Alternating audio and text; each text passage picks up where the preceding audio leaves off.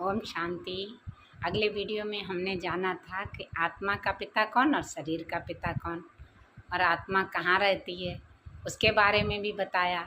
अब हम बताएंगे कि आत्मा क्या भोजन करती है, आत्मा क्या भोजन करती है और आत्मा कौन सा कार्य करती है, किसके द्वारा करती है।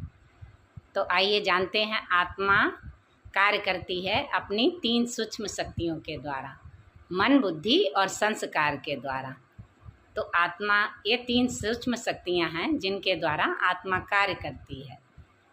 वैसे शरीर के स्थूल कर्म इंद्रियों द्वारा भी कार्य करती है, लेकिन मन, बुद्धि के और संस्कार के द्वारा ही कार्य आत्मा का चलता रहता है। फिर आत्मा के बारे में कि आत्मा भोजन कौन सा करती है।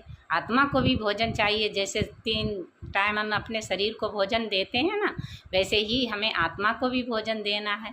वो भोजन क्या है? शुद्ध संकल्पों का भोजन और उसके बाद ज्ञान का भोजन, जो अपनी आत्मा को खिलाते रहना है। फिर आत्मा को जो शुद्ध संकल्प जितने होंगे उससे ही आत्मा, मन, बुद्धि और संस्कार, हमारे आत्मा भी तंदुरुस्त हो जाएगी और मन भी हमारा शुद्ध हो जाएगा। तो यही हमारे संस्कार बन जाएंगे, वो दूसरे जन्मों में हमें सुख देंगे। दुख कौन देते हैं? हमारे अपने कर्म देते हैं ना।